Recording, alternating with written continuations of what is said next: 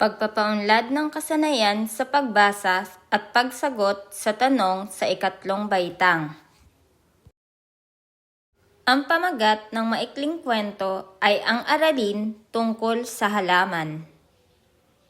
Nagtungo sa halamanan ang klase ni Binibining Reyes sa ikatlong baitang. Nag-aaral sila tungkol sa mga halaman, wika ni Binibining Reyes.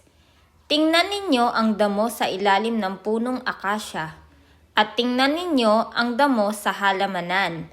Paghambingin ninyo.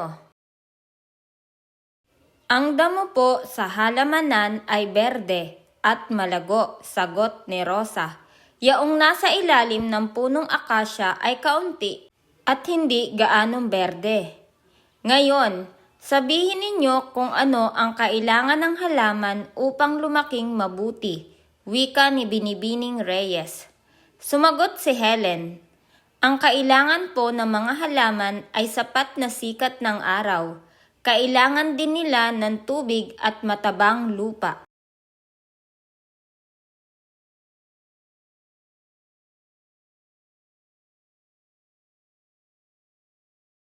Naunawaan ba ninyo ang ating binasa na maikling kwento? Ngayon naman ay sagutin natin ang mga katanungan. Number 1. Nasa anong baitang ang klase? A. Una, B. Ikalawa, C. Ikatlo, D. Ikaapat.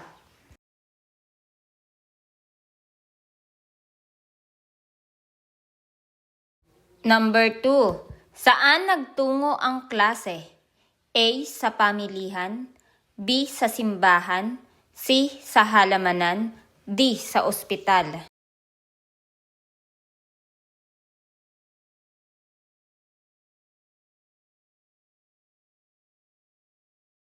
Number 3. Tungkol sa ano ang aralin? A. Mga halaman, B. Mga ibon, C. Mga kulisap, D. Mga bulaklak.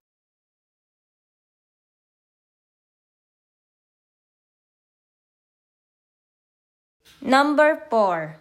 Saan naroon ang berde at malagong damo? A. Sa paso, B. Sa halamanan, C. Sa ilalim ng akasya, D. Sa ilalim ng mangga.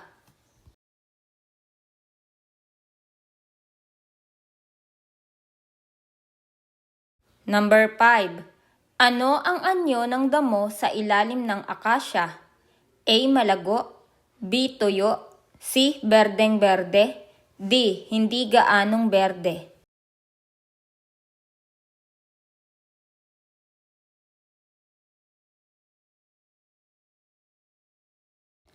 Number 6. Alin ang kailangan ng halaman upang lumaki? A. Gamot, B. Tubig, C. Damit, D. Pagkain.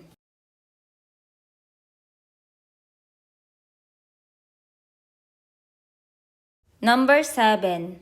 Alin sa mga ito ang hindi kailangan ng halaman? A. Tubig, B. Takip, C. Sikat ng araw, D. Hangin.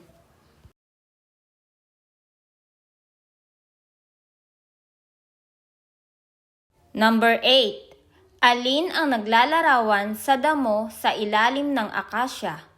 A. Malago, B. Kaunti, C. Malusog, D. Lanta.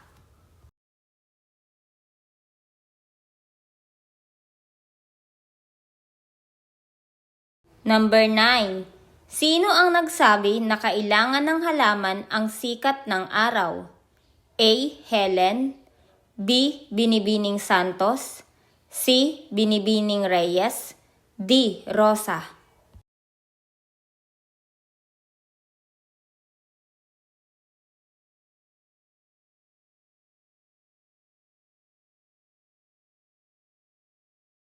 Number 10. Anong uri ng lupa ang kailangan ng halaman? A. Matigas, B. Malambot, C. Mataba, D. Mabuhangin.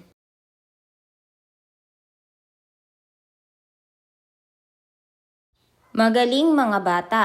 Ngayon, Tingnan ang tamang sagot sa comment section.